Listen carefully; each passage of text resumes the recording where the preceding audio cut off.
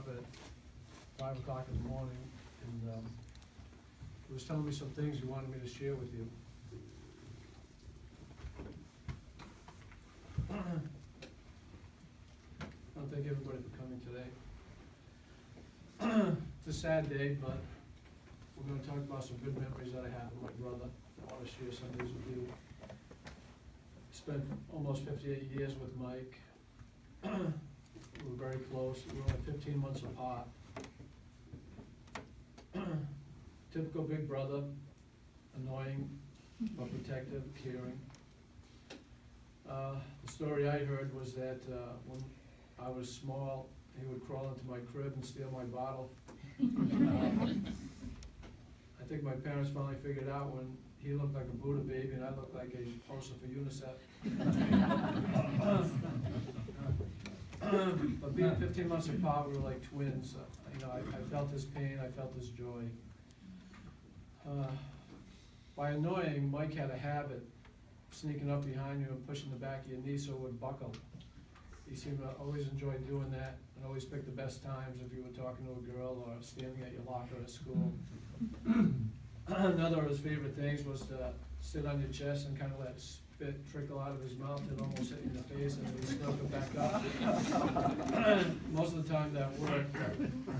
Those were some good times. I would follow Mike anywhere because I looked up to my big brother and wanted his approval. Even if it meant crawling through a neighbor's window to help them do some remodeling at 5 years old. He went in through the window, started painting some furniture in the walls. I think that's where he got his love of painting houses.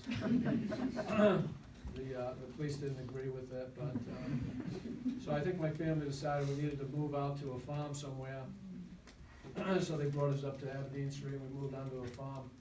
I have some great stories from that farm life. I could keep you all day reading them, but I'm going to just share a couple. One year we both got, in fact, let me preface this by saying to the grandkids, some of these stories you don't want to repeat at home. It can be a little bit dangerous. One year for Christmas we both got Daisy BB guns, and I assume it was Christmas time because we didn't just get gifts for no reason back then. It had to be a holiday.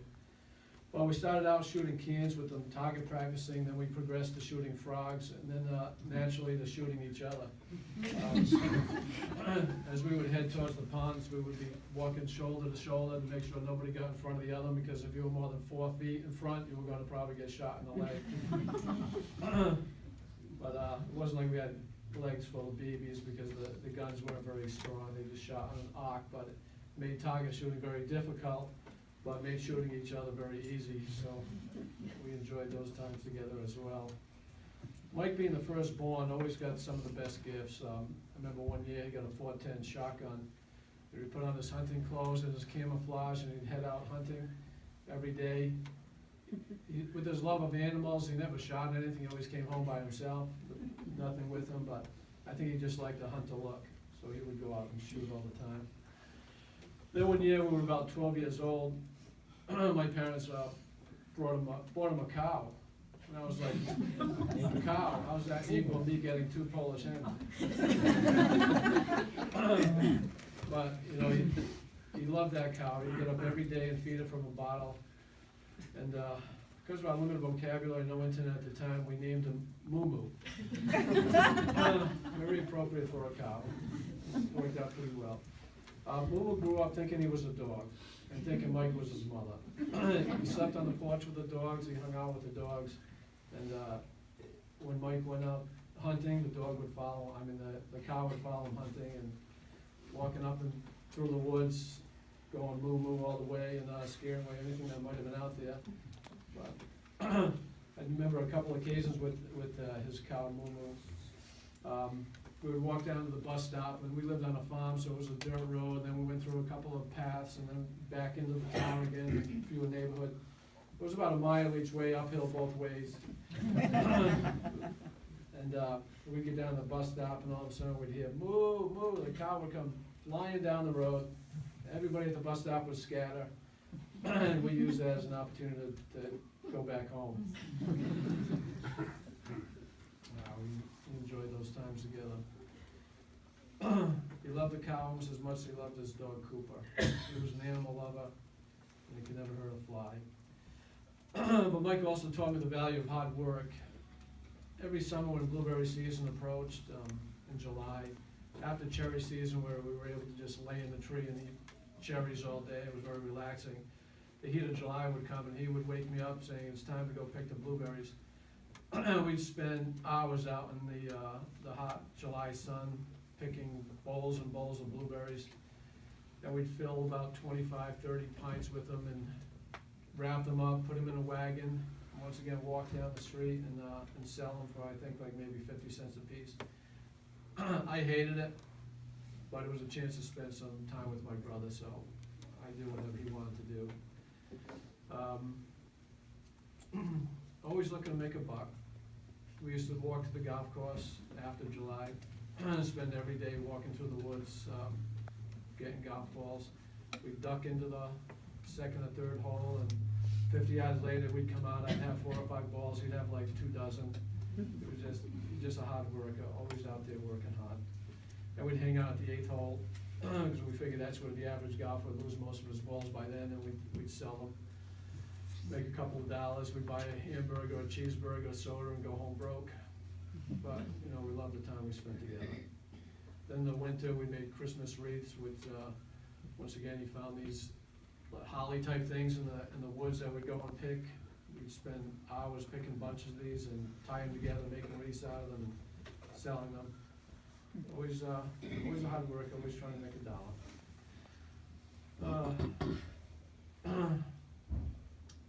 Something else you might not know about Mikey, he always got the girl. I remember if we both saw a girl, he was always got the girl because I was the nice guy and he was the bad boy type.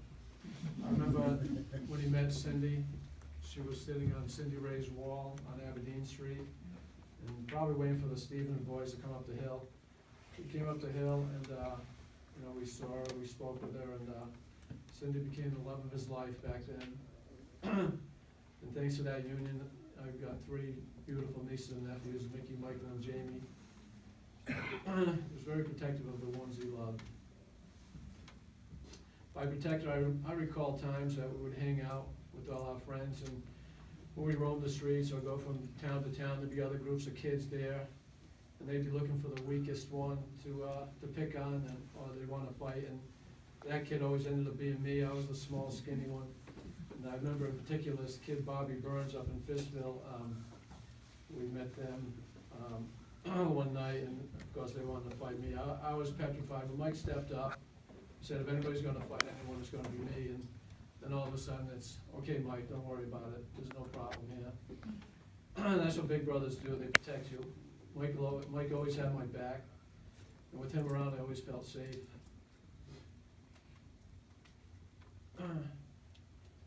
Well, Mike ran into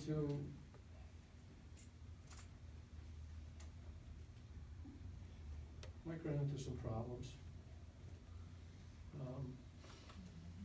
He was sick for a long time.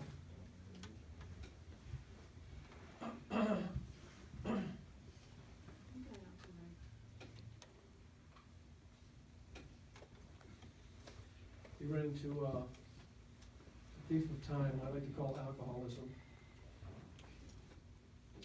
Alcoholism didn't define what my brother was. My brother was kind, caring, and a hard worker. Alcoholism to me is a disease, and that's what I saw. And I saw it as a disease that needed to be fixed. Just as mental illness is a disease. I've battled depression and anxiety, as my own family has. And we're there for each other. People would ask, you know, why do you help him? The simple answer is he's my brother, and I love him. Jamie said it best the other day when we talked. We all have faults, but in the end we support each other.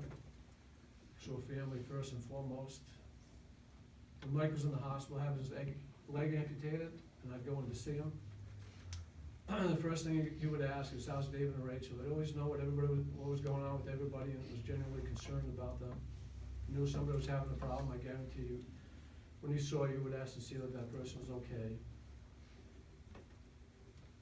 He was a fighter. He fought the diseases that ravaged his body, COPD, scleroderma. And he won the battle of alcoholism. Quite a few years ago, he became sober. And he made up for lost time. If I could see my brother now, I wouldn't say I love you, I would say, Mike, I'm proud of you. I'm proud of what you did and what you accomplished with your life. He had a simple life, no smartphone, no laptop. Spent the last years of his life making up for lost time. He loved the time he spent with his grandkids. He loved the time he spent playing pitch, going to the bingo. Mike told me that story the other night when we were talking. One night, the three of us were at the dog track, and all eating ice cream. And Mike got some fudge down his cheek, and he asked Mike. Mike said, "You got some fudge on his cheek," and he goes, "Okay." And he went to wipe it off, but there was still a long line of it down there. Mike said, "Did I get it?" And Mike returned and said, "Yeah, you got it." So we let him walk around the whole night with fudge down his cheek.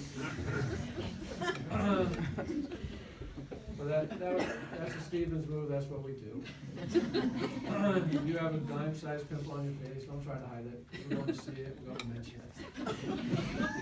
Not to make you feel bad, let you know that you care less about what you look like. Get over that, we love you the way you